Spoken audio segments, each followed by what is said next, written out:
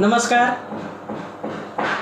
आजही ह्या आपल्या जनरेशनमध्ये म्हणा किंवा आपल्या समाजामध्ये जाडेपणाला जो काही एक्सेप्टन्स पाहिजे अगदी खुल्या दिलाने तो अजूनही मिळालेला नाही आहे.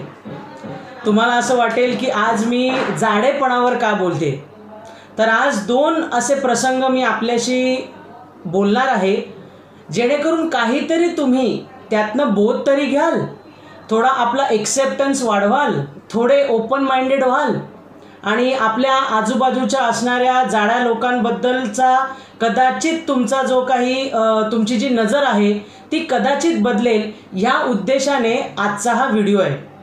नमस्कार, मी ॲडव्होकेट स्नेहा दीक्षित. काल माझ्याकडे एक जोडपं आलं होतं. खरं तर ते वेगवेगळे आले होते, पण सर्वात प्रथम आली होती ती बायको. ती बायको माझ्याकडे आली होती. कोणालाही घरी तिने सांगितलं नव्हतं की ती एका ॲडव्होकेटला भेटायला जाणार आहे, म्हणजे मला भेटायला येणार आहे. आल्यानंतर थोडी घाबरलेली होती, थोडेसे तिला ऑकवर्डनेस होती. तर मी तिला विचारलं की काय झालं. तेव्हा तिने मला सांगितलं, मॅडम माझं 6 महिन्यापूर्वी लग्न झालेलं आहे आणि अचानकपणे माझ्या नवऱ्याचा इंटरेस्ट जो आहे ना माझ्यातला, तो कुठेतरी गायब झाला आहे.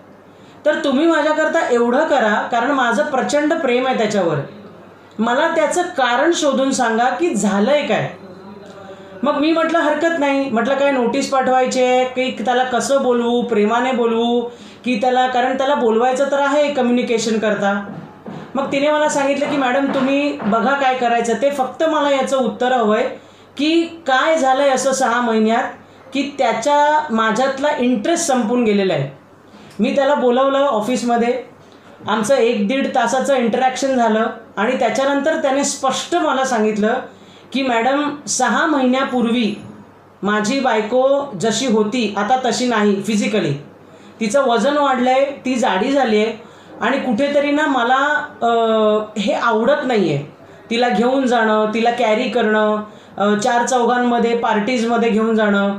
सो हे खरं तुम्ही मला विचारत असाल तर हेच रिझन आहे की ती आता जाडी झालेली आहे आणि मला ती आता आवडेनाशी झालेली आहे. हे ऐकल्यानंतर मला असं वाटलं की हे रिझन असू शकतं का. तर हो, हे रिझन असू शकतं. आणि मग त्यांना मी म्हटलं की मग तुम्हाला पुढे करायचं आहे काय. तर मॅडम मला आत्ता तरी माझ्या लग्नाबद्दलचा कुठलाही निर्णय घ्यायचा नाही आहे, परंतु आपण मला बोलवलं आणि मला विचारलं, ह्याच्याबद्दल मी माझं जे काही ओपिनियन होतं ते आपल्याला दिलं.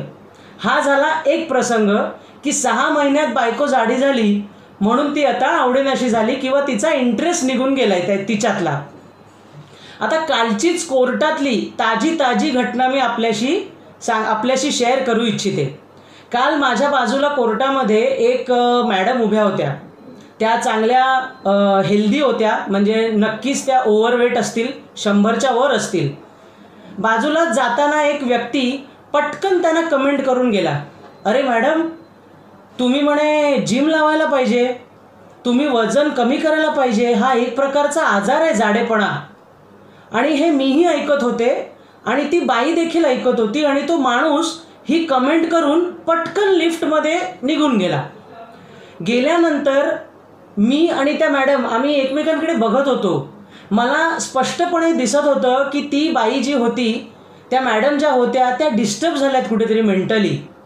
आणि कोण हा व्यक्ती, त्यांना ह्यांच्या आयुष्याबद्दल काही माहिती आहे का की ह्यांचं आयुष्य कसं गेलं आहे, त्या किती व्यायाम करतायत, त्या आपल्या ह्या वजनाशी, त्या ओव्हरवेट होत्या, त्या ह्या वजनाशी कशा झगडतायत, त्यांना काही त्यांच्या आयुष्यात काहीच माहिती नाही. परंतु एखाद्याच्या बॉडीला बघून मग एखाद्याचा दंड मोठा असू शकतो, एखाद्याचं पोट मोठं असू शकतं. आपण कितीतरी प्रकारचे जाडे लोक आज समाजामध्ये बघतो, परंतु त्यांना जज करून आपण त्यांना पटकन कमेंट करू टाकतो. हे योग्य आहे का. तर ह्या गोष्टीचा विचार झाला पाहिजे, हो की नाही. माझा व्हिडिओ बनवण्याचा आज हेतू हाच की आता जाडेपणा एक्सेप्टेड नाही म्हणून सुद्धा नवरा बायकोंमधला इंटरेस्ट हा कमी होतोय. परत आपण कोणाच्या तरी फिजिकवर त्यांना जज करून त्यांना जाडं आणि त्यांना जज करावं आणि त्यांना काहीतरी ओपिनियन द्यावं, इतकं हलकं आज खरंच आपलं नॉलेज किंवा आपली बुद्धिमत्ता झाली आहे का, ह्याचा विचार कुठेतरी केला पाहिजे. आणि जाडेपणाचा एक्सेप्टन्स हा मोठ्या प्रमाणावर वाढला पाहिजे.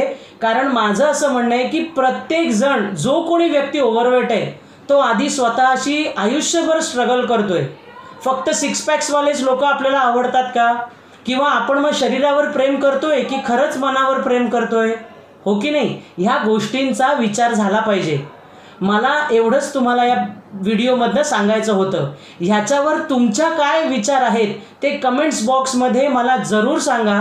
आणि आपला जाडेपणा किंवा जो काही फॅटनेस आहे तो किती मोठ्या प्रमाणात एक्सेप्ट केला पाहिजे, मनावर प्रेम केलं पाहिजे की शरीरावर, ह्याबद्दलचे विचार देखील मला तुमच्याकडनं कमेंट्स बॉक्समध्ये ऐकायला मिळतील. तेव्हा चॅनलला सबस्क्राईब करा, लाईक करा आणि कमेंट्स बॉक्समध्ये कमेंट करायला विसरू नका. धन्यवाद.